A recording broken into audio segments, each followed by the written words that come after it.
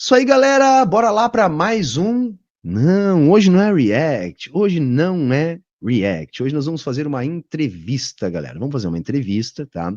É um camarada aqui que eu conheci há pouco tempo, tá?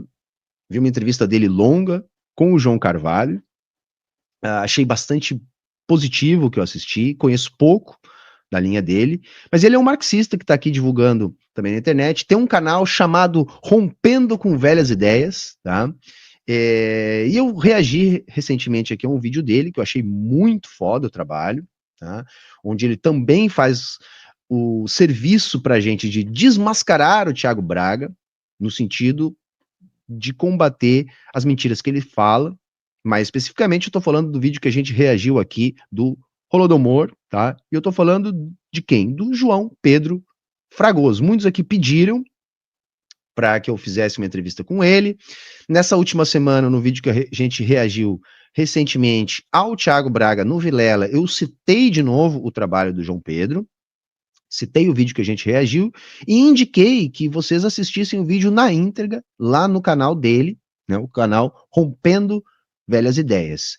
E ele é um divulgador marxista, e para mostrar que eu não sou sectário, que eu não tenho problema nenhum com quem pensa diferente de mim, o João Pedro ele é um crítico a parte daquilo que eu entendo como socialismo, né? Então ele tem uma posição bastante diferente de mim em relação à China, por exemplo, tá?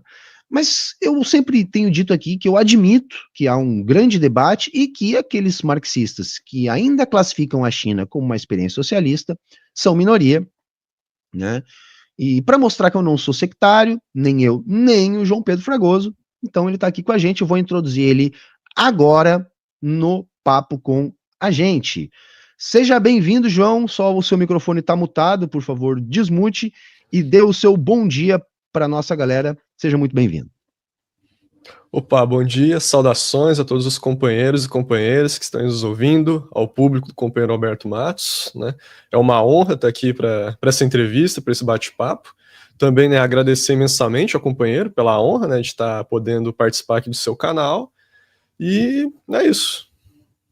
Muito bem, João. Então, assim, eu conheço o trabalho faz pouco tempo, tá? Alguns camaradas aqui no chat já tinham te indicado, enfim, mas eu parei para te assistir mesmo num vídeo, uma live longa que você fez com o João Carvalho, meu camarada, né? Onde você estava falando da sua linha e dando os maiores detalhes. Eu não tenho muitas leituras no sentido de compreender melhor o maoísmo, né, como uma etapa, vamos dizer assim, não sei se dá para chamar dessa maneira, você vai explicar melhor para a gente, do desenvolvimento do pensamento marxista, né? Mas eu achei interessante o que a gente viu ali. E depois eu reagi ao seu vídeo, né?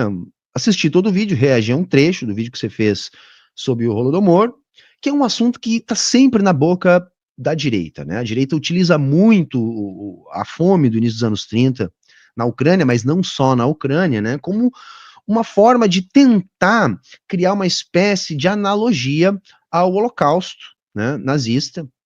Então se usa muito isso como uma propaganda anticomunista. E eu já vinha falado aqui em outros momentos, antes de reagir ao teu vídeo, a respeito desse assunto. Eu tenho entendimento de que não foi uma fome intencional, né, provocada de maneira deliberada pela União Soviética.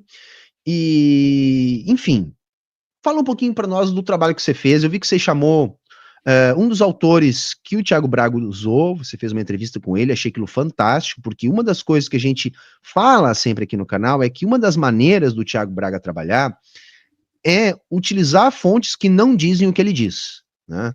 A gente viu isso no seu vídeo, se não me engano, o Jones Manuel também tem um vídeo que ele vai mais ou menos na mesma linha, mostrando que o Thiago Braga diz que os autores dizem coisas que ele não diz.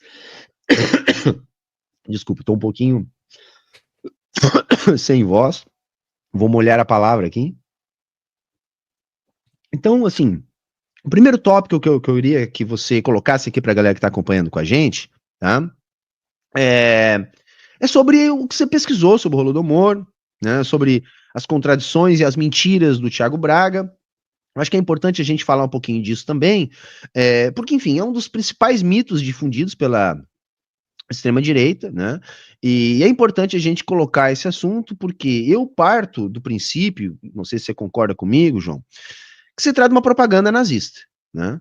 Assim, em última análise, a gente pode chegar nesse ponto e depois isso vai ser começar reproduzido por toda sorte de anticomunistas, a fim de criar alguma proximidade, alguma analogia entre o comunismo e o nazismo. Então, seja muito bem-vindo, João.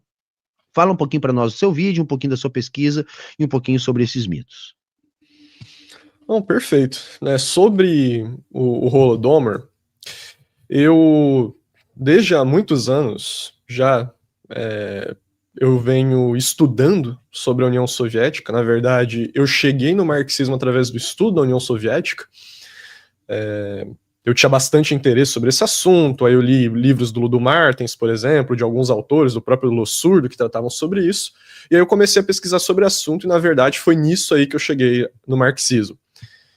E eu já havia escrito um livro, né, o Paz, Pão e Terra, a história do país dos sovietes, que era um livro que buscava introduzir, né, historicamente, ali algumas posições em torno da União Soviética, com alguns livros e arquivos que eu havia lido, publicado em 2022, e desde então, né, eu havia criado o canal já em 2023, depois a gente pode até falar sobre isso, qualquer coisa, mas né, faltava ainda, eu gostaria de trazer mais desse conteúdo em defesa da União Soviética, sobre a União Soviética para o canal. E, evidentemente, né, um dos assuntos mais, vamos botar assim, controversos, mais complicado de se tratar sobre a história soviética, né, que sempre é o grande tema do monopólio de imprensa, dos jornalões burgueses, enfim, de toda a escória dessa sociedade que existe atualmente, é o Holodomor, né, é o genocídio ucraniano, é a fome imposta por Stalin contra os camponeses, ou enfim, toda essa ladainha que se repete já. Estamos indo aí, né? Essa história de que comunista produz fome, passa fome, já está indo para quase 100 anos, né? Então, eu resolvi fazer um vídeo sobre esse assunto, porque é um assunto que, além de me interessar bastante, ajuda a demarcar bastante posição com esse tipo de gente e com quem realmente defende, né, a posição das experiências de construção do socialismo no século XX, né, quem defende o balanço dessas experiências e quem simplesmente está preocupado em difamar o socialismo e assim por diante. E né, chegou num ponto que eu avaliei, né, então beleza, vamos fazer um vídeo sobre o Holodomor, mas chegou um ponto que eu avaliei que falar desse tipo de coisa na internet sem combater a extrema-direita especificamente seria muito difícil, porque é um assunto que já está dominado por eles, né? Eles que falam e publicam inúmeros vídeos bem produzidos sobre o assunto, né? Em termos de financiamento, coisa e tal. Então, né, não adiantaria eu fazer um vídeo só para o meu público. Teria que realmente tratar, né? Abordando argumento a argumento do que eles falam. E escolhi, assim, o Thiago Braga para pegar, né? Porque eu vi os vídeos deles e tal.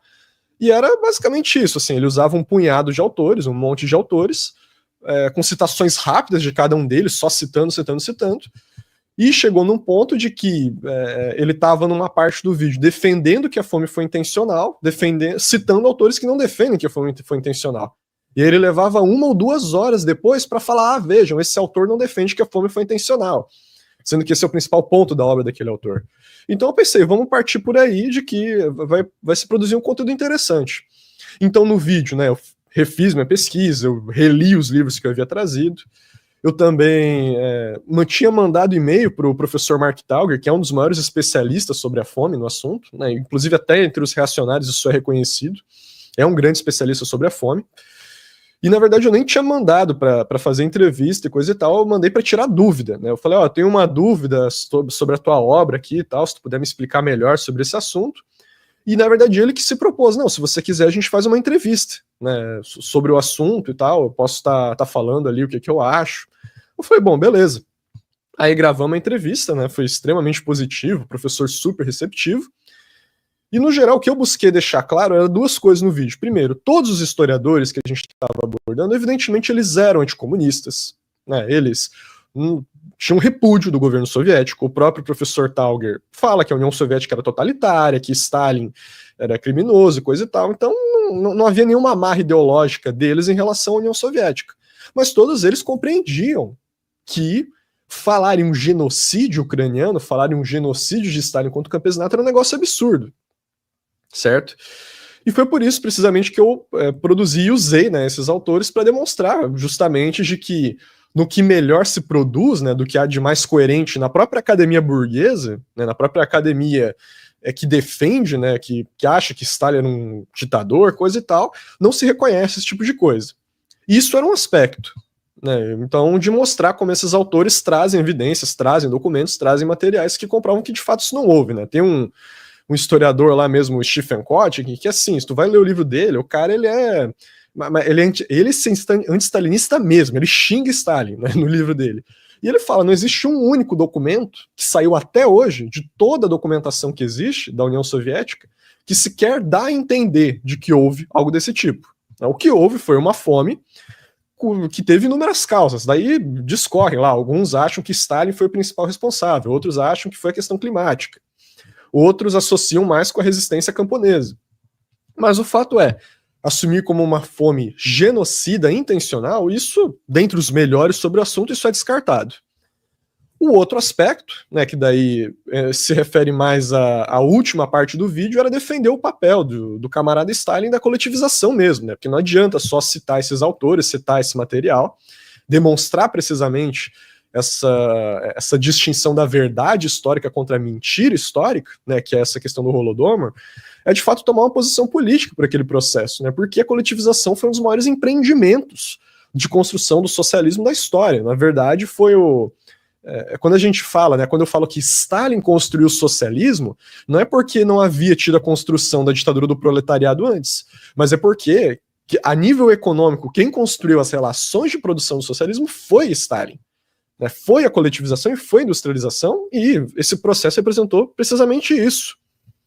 E aí é nisso que reside a sua grande importância, e como eu até destaquei no final do vídeo, ainda com essas referências de acadêmicos burgueses, é o fato de que se teve problemas inicialmente, né, se teve essas fomes que na verdade eram fomes cíclicas que aconteciam desde 1000 anos antes da coletivização, né, ou seja, não dá para chamar algo produto de uma política, sendo que já acontecia sem aquela política há anos. O fato é, o índice nutricional da União Soviética estava atingindo o índice da Europa Ocidental 3 décadas depois. Né, o consumo de calorias do soviético médio, da população soviética, aumentou enormemente. Enquanto estava tendo Revolução Verde lá na Índia, que o pessoal falava que ia acabar com a fome no mundo, a União Soviética já estava com o dobro de produção, de consumo calórico dos soviéticos. Então, inúmeros dados nesse sentido. Mesmo no período que eu já não considero que era mais socialista, que é após Khrushchev e tal, ainda esse empreendimento continuou de certa forma. Os ganhos que haviam sido conquistados foram mantidos. Então é importante a gente ter isso em mente, né, ter essa concepção histórica, essa defesa em mente, para não cair nesses mitos anticomunistas e tal, porque como se explica? Então um governo que produziu fome, que fazia fome, na verdade foi que solucionou o problema da fome na Rússia? E aí o próprio Mark Tauger fala lá, a coletivização acabou com as fomes. Né, foi um dos grandes méritos de acabar com essas crises que haviam acontecendo desde 1000 anos antes. Então, foi esse o objetivo, né, de estar trazendo esse vídeo, né, em primeiro lugar, demarcar na historiografia burguesa como que essa história de genocídio ucraniano é uma mentira nazista, e os próprios autores, né, citados pelo Braga, falam, quem inventou que essa história era de fome intencional foram os nacionalistas ucranianos e antes eram os nazistas, mas na academia isso sequer era levado em conta. Hoje em dia por conta de inúmeras outras questões ideológicas, mas sequer era. Isso a um nível, e no outro nível defender de fato a posição de Stalin, que evidentemente que não é a posição desses autores, mas que é a nossa aí a gente não tem problema, né, de estar utilizando isso para defender o Stalin, mesmo que eles não defendam, né. E isso é um fato dado, né, um dos caras que o Braga fala, que isso eu nem citei no vídeo, na verdade, mas o que ele fala, não, foi o primeiro cara que viu a fome, não sei o quê, que era o Gareth Jones e tal, os próprios familiares do Jones, eles têm texto falando, olha, o Jones, ele colaborou, de certa forma, ele expôs as suas histórias para a propaganda nazista. Isso não quer dizer, aí eles passam pano, isso não quer dizer que era falso, mas isso é um fato.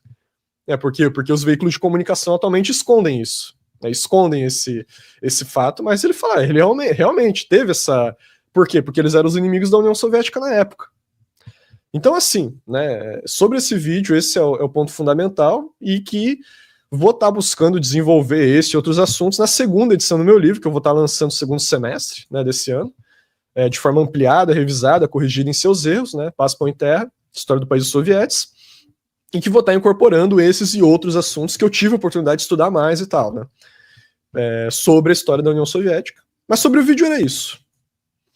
Massa, cara. Então, tem que ficar claro pra galera, eu já tinha feito um vídeo que tá aqui no canal de cortes, comentando a questão do Holodomor, sem ser um react, e basicamente o que o João Pedro Fragoso trouxe no vídeo dele, com um pouco mais de fôlego, com mais fontes, com uma entrevista com o autor, é mais ou menos a mesma coisa que eu tinha dito nesse corte, que é um vídeo de mais ou menos uns 10 minutos, que já tem uns 2 anos que tá aqui no canal. Então, assim, gente, assim, existiu sim uma fome no início dos anos 30, mas o que a gente tem que entender isso não foi uma fome inédita. Nós já tínhamos outros episódios de fome na região, antes mesmo desse episódio mais conhecido. Essa fome não ficou circunscrita à União Soviética, tem todo o caso dos cazaques, que também vão sofrer, enfim. E é importante a gente lembrar que quem fala nesta fome para fazer qualquer tipo de comparação entre o que estava acontecendo na União Soviética com o que aconteceu na Alemanha nazista, na verdade, está passando pano para a Alemanha nazista.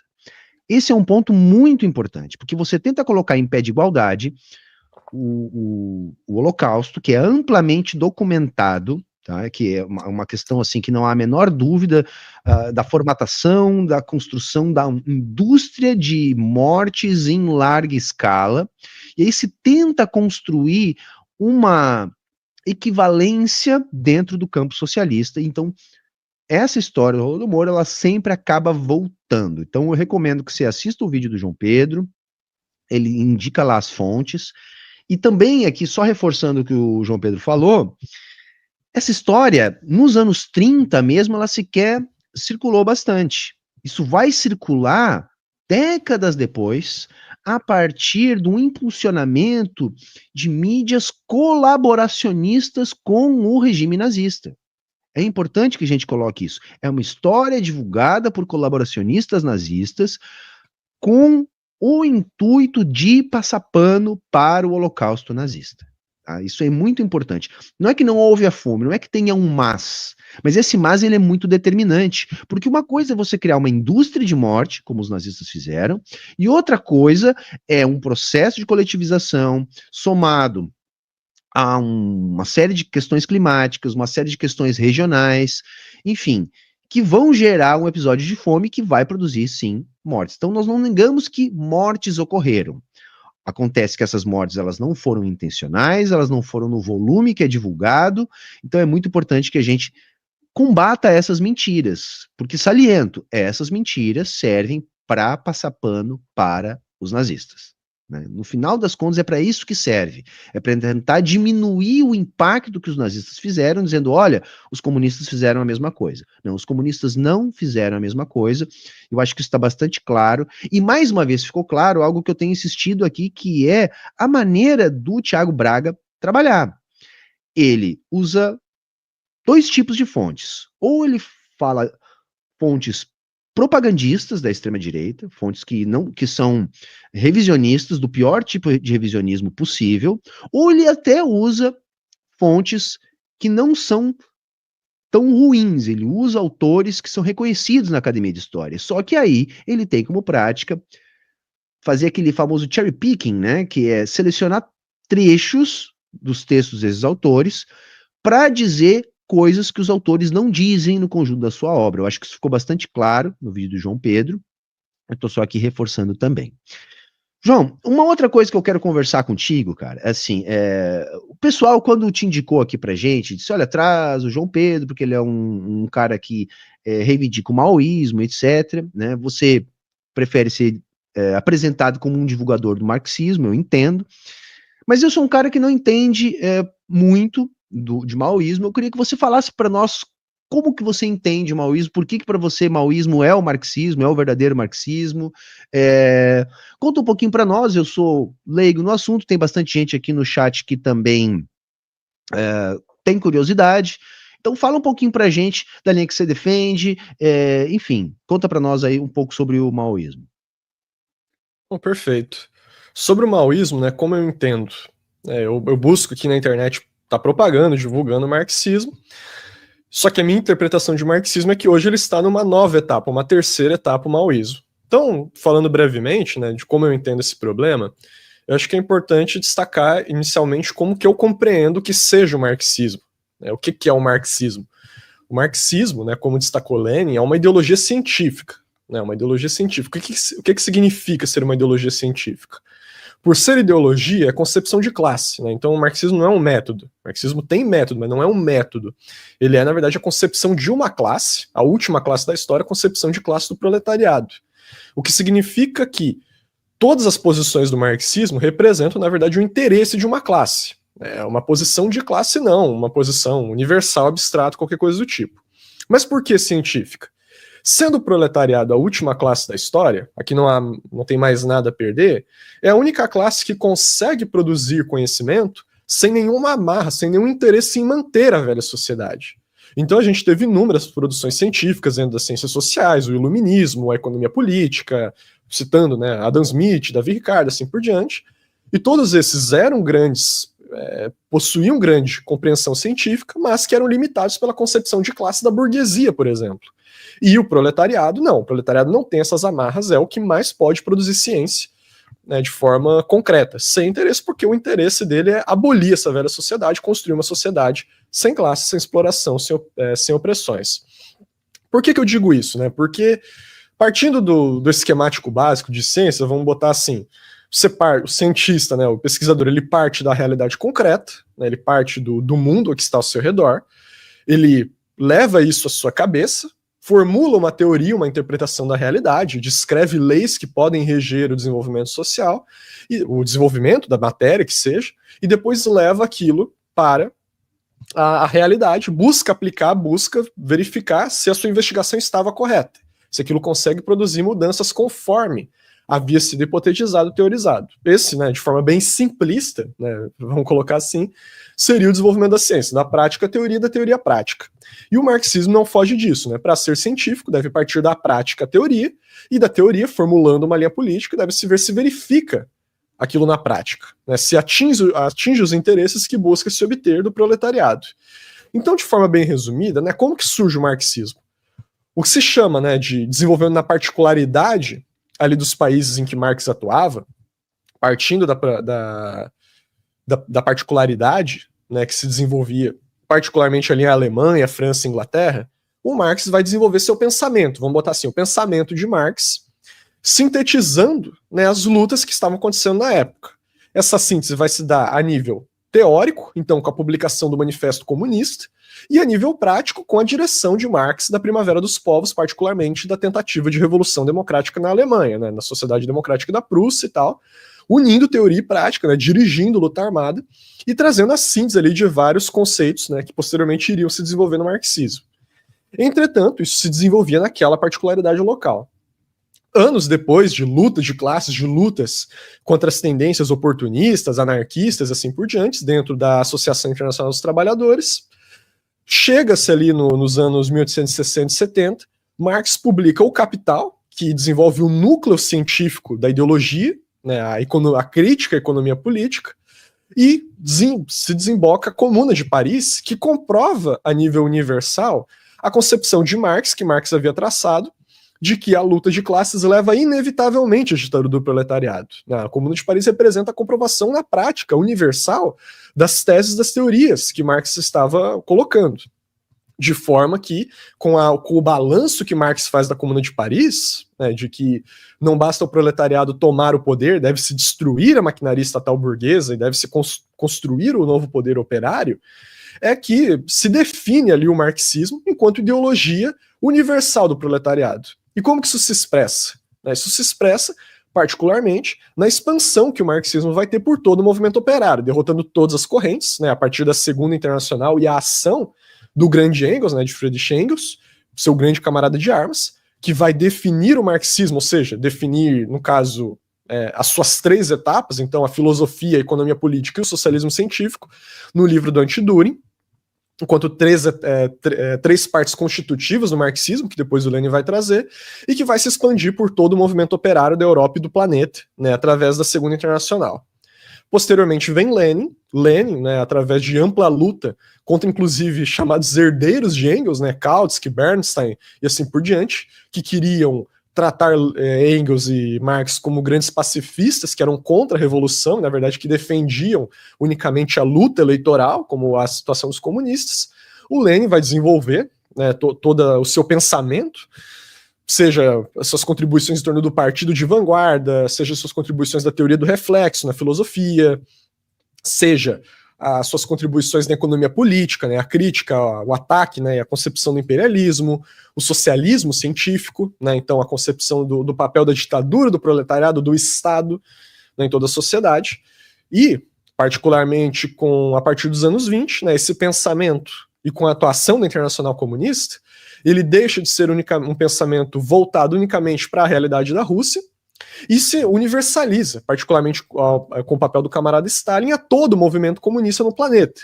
Né, nessa época que vai se expandir partidos bolcheviques em tudo que é lugar. Que se conforma, se define o marxismo-leninismo. Certo? E é importante destacar que o marxismo anteriormente ele foi divulgado, colocado, né, defendido, já com aportes, com contribuições de Engels, e com Lenin, né, vai se desenvolver, vai se defender com os aportes de Stalin. Né, é assim que vai se expandir o leninismo por todo o movimento comunista do planeta, e que vai se lograr a universalidade vencendo, para falar a verdade, o poder, a conquista do poder em 1/3 do planeta. Né, num planeta que tinha 3 bilhões de pessoas, o marxismo-leninismo, seja sob a forma do socialismo, ditadura do proletariado, seja sob a forma de democracias populares, repúblicas democráticas, após a Segunda Guerra Mundial, vai se consolidar para 1 bilhão de pessoas, né, em um mundo de 3 bilhões. Então isso é de fundamental importância para a gente compreender esse processo. E, posteriormente, né, vai se surgir novos problemas, que é o quê? A concepção de que houve uma restauração do capitalismo na União Soviética, né, o Khrushchev, através do 20º Congresso do PQUS, né, após a morte de Stalin, ele vai eliminando seus opositores, seja a direita ou seja a esquerda, e vai dar um golpe de Estado, de fato, né, como ficou claro, principalmente a partir de 1957, formulando o que ele chamou de 2 todos e 3 pacíficas, que era uma compreensão de que a União Soviética havia deixado de ser um estado do proletariado, uma ditadura do proletariado, para virar um estado de todo o povo, e que o partido do proletariado havia deixado de ser partido dos operários e virado partido de todo o povo, além de dizer que não era mais necessária uma revolução armada, uma revolução proletária nos países, mas sim que a revolução poderia ser atingida com uma transição pacífica, emulação pacífica e coexistência pacífica com os países imperialistas, que, de forma sucinta, né, na verdade representam a subjugação da União Soviética na época, a defesa do imperialismo e se opondo às revoluções anticoloniais que se desenvolviam em África e Ásia, basicamente, e no campo econômico, o fim do controle, né, social do produto que havia na União Soviética nos tempos de Stalin, representando ali o que o presidente Mao vai chamar de restauração capitalista da União Soviética, né? Porque se então não é o partido não é mais o partido do proletariado, vai ser o partido da burguesia. Se não é mais o Estado do proletariado, vai ser o Estado da burguesia. E a partir dessa luta contra o revisionismo da União Soviética e estendendo a luta contra os revisionistas do próprio partido, é que o presidente Mao vai começar a formular os seus próprios aportes, né, a sua linha de pensamento, que posteriormente vai derivar em maoísmo. Né?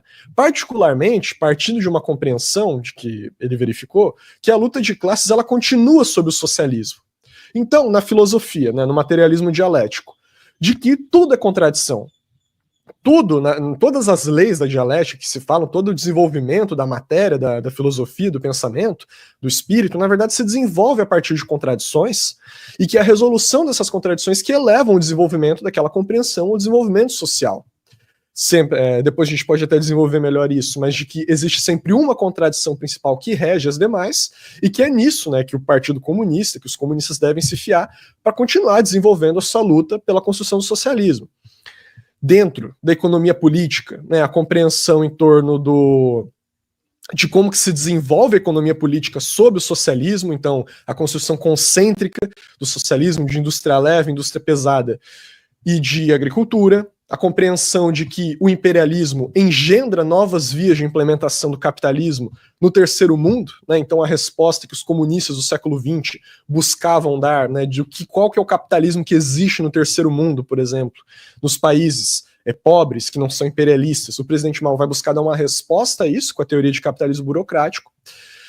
E, né, coroando tudo isso no socialismo científico, a compreensão de que a luta de classes continua sob o socialismo, porque a pequena burguesia, a pequena propriedade continua a existir, e isso continua engendrando poder cultural, econômico, político no próprio Partido Comunista, né, e que para isso é necessário desenvolver uma ampla luta de duas linhas, né, então de uma linha de esquerda proletária que defende os interesses do proletariado e uma linha de direita que vai acabar representando conscientemente ou inconscientemente os interesses da burguesia e, particularmente, né, brindando isso com a grande revolução cultural proletária, que é um método de combater a restauração capitalista, né, um método de combater o revisionismo e as tentativas de acabar, né, com o socialismo em países já com que o poder do proletariado já foi consolidado. Né? Então, a Revolução Cultural surge para isso, entendendo todas as lutas que se levam no campo cultural, político, econômico, das fábricas e assim por diante. No geral, sobre o maoísmo, né, como a gente está sintetizando tudo, é isso. Né? Mas aí é uma questão. O capitalismo foi restaurado na China, na minha compreensão. Né?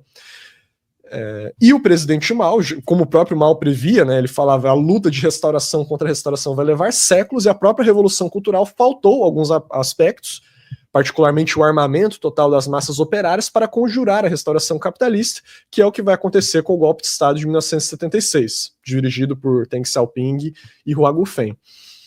E faltou, na verdade, o seu sucessor, né? Não houve um Engels, como houve o Engels para Marx, como houve Stalin para Lenin, faltou na China um sucessor que pudesse dar cabo de definir o maoísmo a nível universal. Né? Havia grandes comunistas, como a Jiang Qin, como Chen Qingchao, mas que eles próprios foram reprimidos, morreram, foram presos por décadas, não foi possível cumprir essa tarefa. E é nisso, né, nos anos 80, num país absolutamente reacionário, num contexto de ofensiva contra-revolucionária geral em todo o planeta, né, com o neoliberalismo, né, que se chama de neoliberalismo, as políticas de austeridade em todo o planeta, a União Soviética decaindo, todos os países socialistas passando por crises, os Estados Unidos avançando em todo o mundo, é que vai surgir ali a Guerra Popular no Peru, né, sob a direção do Partido Comunista do Peru, sob a direção do presidente Gonçalo, e é o que vai, né, cumprir esse papel de definir o maoísmo. Ele vai colocar definindo o maoísmo e comprovando o maoísmo uma realidade distinta daquela da chinesa, no Peru. Comprovado numa guerra popular que já dura 45 anos, que, apesar de recuos, contradições, problemas que se desenvolveram, em seu auge chegou a controlar 40% do território peruano, né, conseguiu-se atingir 40% em áreas libertadas, e que representou o primeiro embrião de experiência socialista na América Latina. O primeiro embrião de experiência socialista que se desenvolveu e que até hoje vem se desenvolvendo em revoluções no mundo. Revoluções na Índia, nas Filipinas, na Turquia e no Peru. Né? Houve revoluções no Nepal também, que aí que coloca, né? Pode-se ter críticas, pode-se ter contradições, pode-se ter traições, capitulações, o que seja. Mas o fato é, todas as revoluções proletárias que existem atualmente são dirigidas por partidos maoístas, comprovando, né, nessa etapa que de fato se universalizou e se consolidou como essa terceira etapa do maoísmo. O presidente Gonçalo fala na sua entrevista, né, o maoísmo já se consolidou, o que falta agora é o resto do MCI aceitar isso, é o que ele consolidar o que o marxismo-leninismo logrou de ser o grande mando e guia da Revolução Proletária, e que, ao meu ver, é o que vem se construindo atualmente, né, como eu falei, todas essas revoluções se desenvolvendo. É assim, né, de forma resumida, que eu compreendo que houve, né, o marxismo que chega-se a uma etapa de novo desenvolvimento, né, dando um salto qualitativo nessas três partes, né, de filosofia, economia e socialismo científico, como traçou Lenin, e que hoje se consolida, né, na única concepção ideológica que leva a cabo revoluções em todo o planeta. Principalmente essa que eu havia afirmado, essa guerra popular no Peru. Então, no geral era isso, né, se quiser aprofundar algumas questões sobre isso e tal, mas no geral era isso que eu teria-se sobre a concepção do maoísmo enquanto a nova etapa do marxismo. Não, bacana. um objetivo aqui não é aprofundar, mas introduzir, né, para o nosso público, tá? Galera do chat perguntando se eu virei maoísta. Não, gente, eu não virei maoísta, tá? Mas o que eu queria mostrar aqui, trazendo a entrevista do João Pedro, é que, assim, eu não vejo o maoísmo como inimigos da revolução. Eu não me classifico como maoísta porque eu não tenho conhecimento suficiente. Eu tenho um conhecimento muito pequeno, né? Eu nunca sentei para ler, para estudar, para conhecer as experiências. Então, é isso, tá, gente, assim, não quer dizer que eu vou ser maoísta amanhã também, não, mas assim, eu não tenho preconceito, né, classifico como camaradas, e veja, o João acabou aqui de apresentar uma opinião, né, uma leitura a partir da sua experiência, e, enfim, a partir do seu estudo, que difere da minha em relação à China, tá, eu não vou transformar isso aqui num debate, não é o objetivo, tá, vocês conhecem a minha posição, e eu trouxe aqui o João para trazer a posição deles também. E para mim, acho que ficou claro que a ideia é entender o marxismo, o leninismo, o maoísmo como o desenvolvimento da ciência imortal do proletariado, né? Ou seja, um desenvolvimento do que seria o socialismo científico, né? Eu não estou seguro disso ainda, por quê? Porque eu ainda não estudei, então, assim, eu também estou aqui de curioso e tentando compreender melhor, né? A única coisa que eu consigo perceber é que os maoístas eu não os vejo como adversários a combater, né? A questão da China, eu admito, vocês sabem, eu já falei isso aqui 1 milhão de vezes, se eu estiver discutindo com um liberal, eu vou dizer que a China é socialista e ponto, né? Porque eu acho que tem uma função retórica aí também, né? Mas quando a gente está discutindo entre nós, numa discussão mais séria, eu admito sim que é uma posição minoritária, que é uma posição controversa, e eu não tenho problema nenhum com isso, né? Eu acho que importante é a disputa, e mais do que isso, é a defesa das experiências socialistas. Eu acho que a gente tem que fazer uma defesa das experiências socialistas, não necessariamente incluindo a China como uma experiência socialista, mas o mais importante é a gente defender os processos revolucionários, as experiências revolucionárias, porque todas elas, mesmo aquelas que possam ter passado por uma restauração capitalista, todas elas têm algo a nos ensinar. Né? Então, acho que a China tem muito a nos ensinar da sua experiência, o Vietnã tem muito a nos ensinar da sua experiência, mesmo para aqueles que não defendem mais essas experiências atualmente como ainda sendo experiências socialistas. Né? Por quê? Porque eu vejo que nós temos talvez diferenças de interpretação. Eu gosto muito da linha que, em geral, o João e outros maoístas seguem, de tentar fazer a interpretação a partir dessa chave científica do marxismo, né? Eu ainda tenho dúvidas se isso pode ser estendido para além da sociedade, vamos dizer assim, das relações de produção, né? Eu sei que tem alguns camaradas que tentam aplicar essa forma de ler o mundo não só para as sociedades e para as relações de produção. Então, o que eu digo para as pessoas que tem muita gente que torce para eu me tornar maoísta, tem outros que acham que eu não devo me tornar, assim, eu acho que a galera não tem que ficar com torcida, tá? O objetivo não é esse, tá? O meu objetivo é conhecer mais e continuar fazendo nosso trabalho aqui de agitação, de propaganda, e dialogando com quem a gente acha que tem algo a acrescentar e que de fato tem um ímpeto revolucionário, tá? Como eu prometi aqui cerca de 1 hora, vocês podem deixar perguntas, tá? Eu vou fazer aqui uma última pergunta pro João, nós já estamos aqui há mais de 40 minutos, mas o chat também pode deixar, se aparecer alguma coisa interessante aqui no chat, eu também vou levar pro João, ele é o nosso convidado, tá?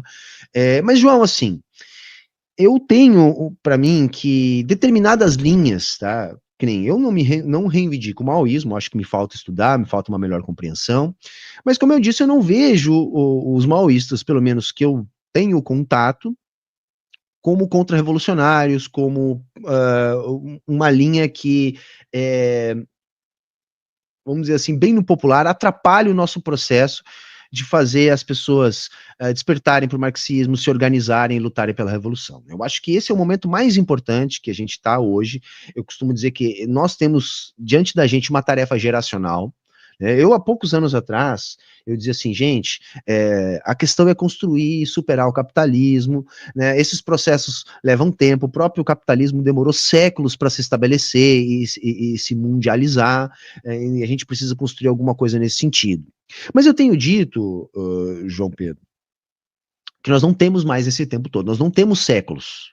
Tá? Eu acho que as guerras, a degradação do meio ambiente, a concentração da riqueza, enfim, as contradições do capitalismo, elas estão cada vez mais urgentes, elas estão rumando para um novo ciclo de guerras interimperialistas, elas estão rumando para uma destruição completamente dos recursos naturais do planeta que permitem a nossa existência no planeta Terra. Então, os níveis de concentração da riqueza, de imperialismo, enfim, de tudo que as contradições internas da dinâmica do capitalismo levam, faz com que a gente tenha pressa. Então, eu tenho dito que a gente está diante de uma tarefa geracional, de construir essa alternativa, de organizar trabalhadoras e trabalhadores. Entretanto, nós marxistas, né, nós divergimos muito, brigamos muito entre nós, existem muitas linhas de pensamento, né, algumas delas eu classifico como contra-revolucionárias, como linhas que sustentam uma traição. Esse debate, mais uma vez, ele se coloca na internet, né, o próprio João Carvalho também gosta de repetir isso às vezes, que em algum momento nós vamos ter que disputar linha, né, em algum momento essa disputa vai se colocar, por mais que eu prefira, no momento, não fazer essa disputa, por quê? Porque nós somos um grupo ainda muito pequeno. Né? Eu brinquei lá no último podcast que eu fui, que se nós tiver 10% de comunistas organizados na sociedade, a revolução acontece. E eu, de fato, acredito nisso. Né? Eu acredito, claro, é um número que eu tirei da minha cabeça, mas o que eu estou querendo dizer com isso? Hoje, nós não temos 1% do Brasil comunistas organizados, né?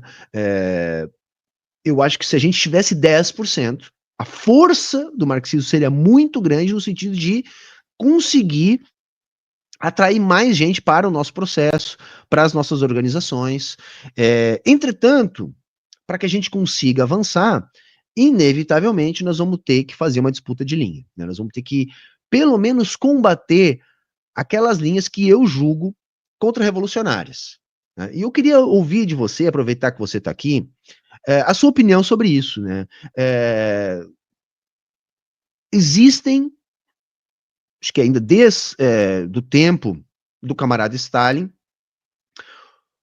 um grupo que se reivindica como o herdeiro de Lenin, como os verdadeiros leninistas, mas que, no meu entendimento, não constroem revoluções, porque sempre acabam colando com a reação.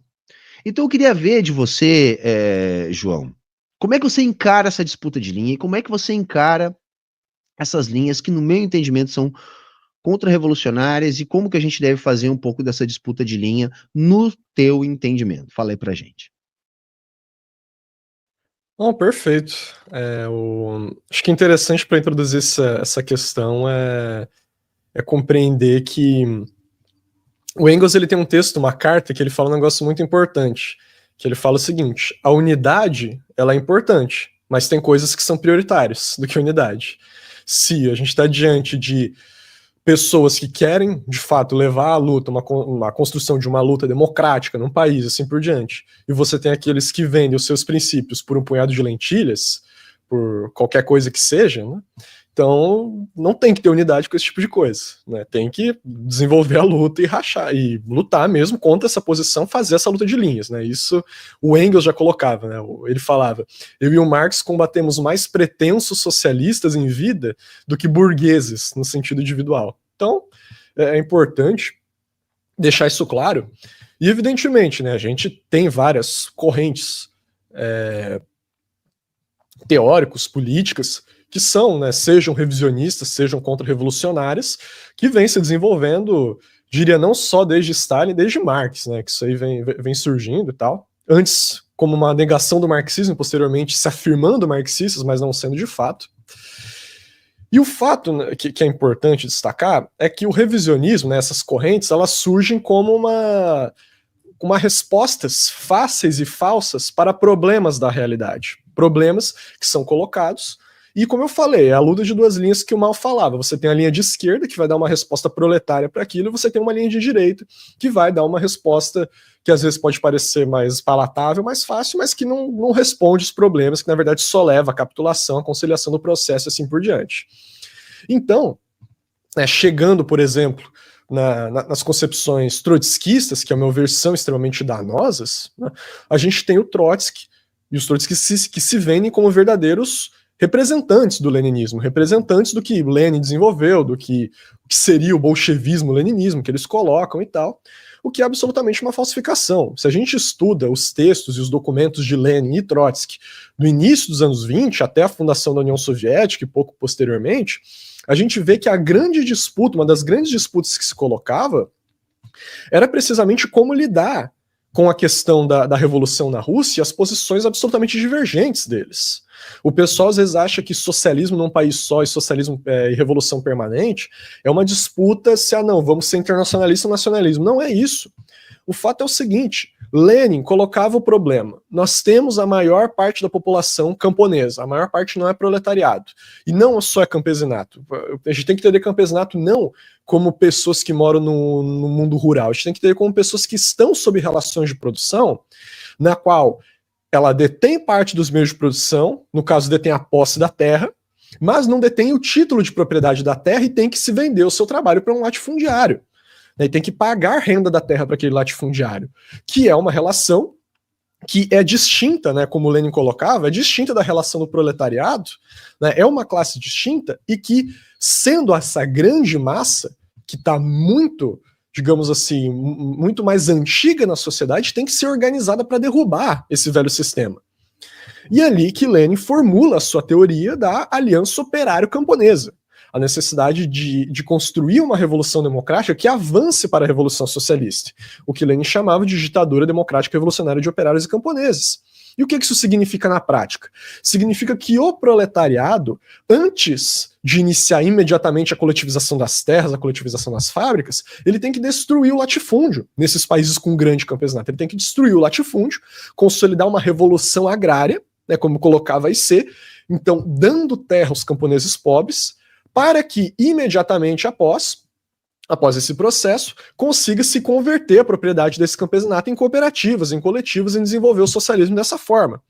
É o que o Lenin coloca lá no final de 1923, um dos seus últimos textos, de que ao proletariado nós já conseguimos fazer a revolução agrária, já temos um campesinato pronto, o que falta agora é expandir as empresas coletivas para o resto do país. É isso que falta para consolidar o socialismo. Não tem que ficar expandindo revolução para o país inteiro, para o mundo inteiro. Não é isso. A gente internacionalista, defende as revoluções. Mas para consolidar o socialismo no nosso país é converter a propriedade camponesa em propriedade coletiva. Esse é o ponto fundamental, que era o que Lenin defendia. E Trotsky, né, como o próprio Lenin colocava, o Trotsky ele roubava dos bolcheviques digamos assim, a defesa da revolução, mas roubava dos mencheviques a negação do campesinato. Isso é textual do Trotsky, né, do Lenin, falando isso. O Trotsky negava o campesinato e colocava que a revolução democrática, né, porque isso é uma etapa de revolução democrática, não diretamente uma revolução socialista, deveria se resolver com a ditadura do proletariado. Né? Então eram posições opostas à de Lenin e que são muito importantes, né? Porque de fato é considerar que o campesinato é uma classe reacionária. E o próprio Trotsky coloca lá no seu livro Revolução Permanente, lá dos fundamentais que ele escreveu lá nos anos 20, que a revolução permanente, né, nos países que se estabelecer, deve se resolver o problema da terra do campesinato com ditadura do proletariado, com coletivismo, com coletivização das terras. Ou seja, qual que é o grande problema disso? Só para sintetizar essa questão. O campesinato ele não se mobiliza imediatamente por coletivizar as terras. Ele se mobiliza por tomar a terra e consolidar a sua propriedade. E é nisso que o trotskismo se funda imediatamente. Né? O pessoal às vezes trata o trotskismo como uma disputa teórica com Stalin. Não.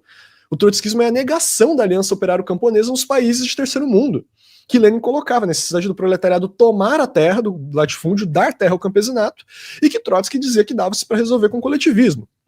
Pois bem, Lenin já combateu Trotsky, Stalin desenvolveu, né, em sua luta já contra o trotskismo amplamente essa questão, defendendo a posição de Lenin e todos os outros aspectos. Daí o Trotsky torna-se contra-revolucionário, toda aquela questão que já tem no meu canal, inclusive, né, recomendo aí, eu tenho um vídeo sobre a contra-revolução na União Soviética, que trata de forma mais detalhada sobre esses aspectos, mas que o trotskismo, né, particularmente nessa fase de aguda contra-revolução que vem no mundo, né, com o fim das chamadas experiências socialistas, vem com os balanços mais fáceis sobre as revoluções. Olha, mas o Trotsky já falava nos anos 20 que o socialismo ia acabar, não sei o quê, e aí lá, 70 anos depois, acabou.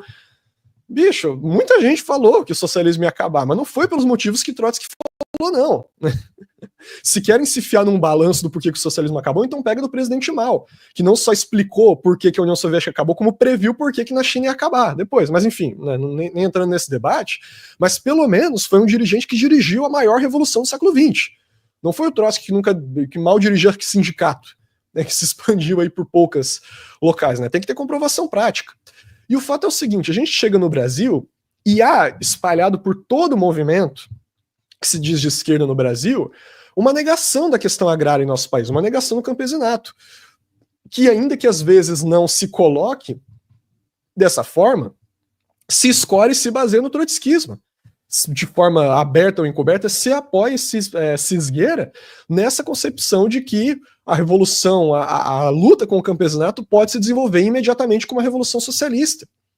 Mas isso é um problema, por quê? Porque, novamente, o campesinato não vai se mobilizar imediatamente por um coletivismo, né, por coletivizar as suas terras, porque não é um interesse político, isso é o interesse do proletariado, a última classe da história. O proletariado que não tem mais nada a perder, o campesinato ainda tem, é uma classe mais antiga. Tem que ser, né, como coloca inúmeras organizações, um processo de revolução democrática que destrói o latifúndio e aí fala, revolução democrática, então você está defendendo uma revolução burguesa, então a burguesia tem que... Não é nada disso. A grande burguesia é reacionária. Não é esse o ponto. O ponto é defender que para o campesinato tem que se destruir o latifúndio e consolidar o problema da conquista da terra ao campesinato. E aí vamos entrar na parte prática. Por que houve o golpe militar de 64? O golpe militar ele foi um movimento contra, principalmente, as ligas camponesas, né? Porque o João Goulart representava, de fato, aquele movimento, a defesa da reforma agrária, mas o movimento de massas que sustentava aquilo eram as ligas camponesas, que defendiam, né, sob a direção do Francisco Julião e assim por diante, a reforma agrária em nosso país.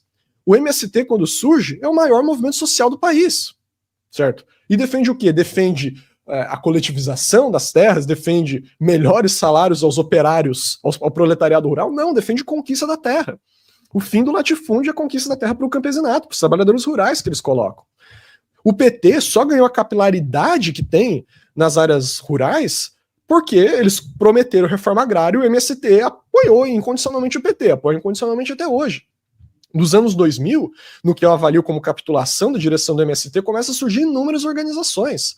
Né, a Liga dos Camponeses Pobres, Teia dos Povos, as próprias brigadas populares que existem em algumas regiões também lutam por isso.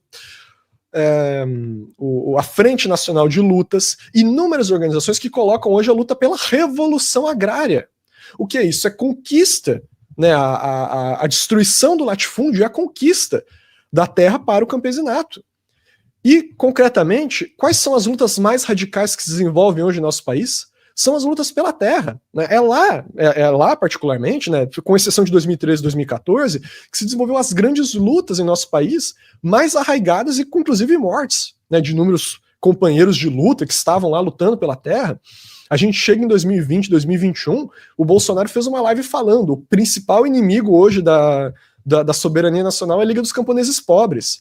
Você, naquelas lives deles lá, até falava, o MST foi neutralizado, a Liga dos Camponeses Pobres que é o problema. A gente tem que derrotar eles, destruir eles. E mandou a Força Nacional para Rondônia, a Força de Segurança Nacional. Eliminou inúmeros camponeses, dirigentes, né, e continua se eliminando inúmeras lideranças quilombolas, indígenas, a Nega Pataxó, a Mãe Bernadette, inúmeros desaparecidos. Né. Acabou de sair uma notícia semana passada de um grupo de pistoleiros que tacou fogo numa casa com indígenas e queimou a mulher e a filha viva, sabe? O que é isso? É a luta que vem se desenvolvendo com maior expressão e que demonstra, né, é onde o bolsonarismo mais arraigado se manifesta. O que é o agro? Né? O agro, que é a base social do bolsonarismo, a mais arraigada, é os latifundiários. Né? E é lá que eles metem luta armada, que eles vão lá, invadem. Acabou de ter um caso lá no acampamento de Barro Branco de um estudante da Universidade de Pernambuco, lá, uma estudante, né, que tomou um tiro no pé. E o vice-presidente lá do movimento Invasão Zero, que era o movimento que estava atacando o acampamento, também saiu baleado. Então é lá onde se expressa, né, o companheiro falou assim da percepção que a gente tem de construir alguma coisa e tal. Eu vejo que atualmente onde mais se expressa uma luta em nosso país, uma luta de classes da forma mais arraigada, mais combativa, é precisamente na luta pela terra, no campo. E o que mais me assusta é ver inúmeros pessoas, né, e particularmente ligadas ao atual governo, a falsa esquerda, que eu considero, praticamente ignorar isso. O PT não toca mais em reforma agrária, certo? As bases do MST isoladas também estão lutando pela terra, mas o PT não fala mais sobre isso, né, nem coloca mais essa pauta na mesa. Inúmeras pessoas aí, né, não se fala disso, sabe? Não se fala das lutas que vem se desenvolvendo pela terra. E, ao meu ponto de vista, tudo isso descamba, na verdade, no trotskismo. Né? Ao fim e ao cabo, isso remete às teses de revolução permanente de Trotsky, que é achar que todo o Brasil é proletariado, então, veja assim, isso não é uma negação de que a revolução tem que ser socialista, não é isso. Agora, a gente tem que mobilizar, tem pelo menos 30 milhões de pessoas aí que vivem nessas condições. Essas pessoas têm que ser mobilizadas e é lá onde o fogo está torando, onde o pau está torando. Então, né, eu entendo hoje no Brasil, particularmente, né, como corrente extremamente danosa, essas posições trotskistas, né, e aí o pessoal fala, né, defensores de não, mas o Trotsky defende o campesinato, não sei o que e tal. Gente, aí tem que ver na prática. O Trotsky pode defender nas palavras, mas ele falava, ele era contra a ditadura, contra Lenin, na posição que colocava a necessidade de desenvolver a tomada da terra para o campesinato. Ele achava que tinha que ter uma coletivização imediata, isso é textual. Tá lá, se quiser eu posso trazer até as citações aqui, né? E isso reflete em todos os movimentos trotskistas atualmente. Que movimento trotskista no mundo hoje que fala de campesinato? Os trotskistas até uma época tiraram a foice, né? Porque a foice e martelo, eles eram contra, na verdade, a foice. Eles botavam uma engrenagem. O PCO agora botou uma foice e um martelo numa engrenagem. O que é isso? É a Aliança Operária Camponesa vai se dar no meio das fábricas? Né? Não sei o que é isso. É a negação, de fato, da necessidade que a gente tem em nosso país de organizar um campesinato revolucionário, de defender a luta pela terra, de defender essas organizações, né, que possuem concepções marxistas, outras não, né, a Liga dos Camponeses Pobres, a Frente Nacional de Lutas, a Teia dos Povos, os inúmeros movimentos indígenas, sabe? Eu estive agora, né, numa palestra na Universidade Federal de Santa Catarina aqui, que tinha lá de lideranças indígenas, colocando a necessidade da luta pela terra, tal, aqui de Blumenau, por exemplo, da luta pela terra, luta pela defesa dos territórios indígenas. Isso também é parte da luta camponesa. E é nisso, né? Eu enxergo isso, né? Ou em São Paulo mesmo, né? São Paulo, que teve a manifestação lá dirigida pelo Galo de Luta, ela colocou lá a revolução agrária contra as queimadas. Então, né, quando o companheiro coloca isso, né, de a luta contra, de como essas correntes atrapalham o desenvolvimento revolucionário, contra-revolucionário, e atrapalham e deve-se ter disputa de linhas, eu entendo perfeitamente isso. Né? Eu acho que essa concepção de negação do campesinato, que surge em Trotsky, que se desenvolve em Trotsky, que vem se expressando até hoje, em organizações trotskistas e outras até às vezes encobertas, é uma das coisas mais danosas que existe, porque não se avança hoje a luta no Brasil sem falar de luta pela terra, sem falar de luta agrária. Né? E não é com palavreado às vezes de não, temos que defender a revolução imediatamente socialista, coletivizar o campesinato, não sei o quê. Isso não aconteceu em lugar nenhum do mundo. Né? Lenin já colocava a necessidade de se desenvolver isso com o campesinato, né? De defender a tomada pelas terras assim por diante. Isso não é etapismo. Né? Isso aí é compreender as relações que se desenvolvem no processo revolucionário.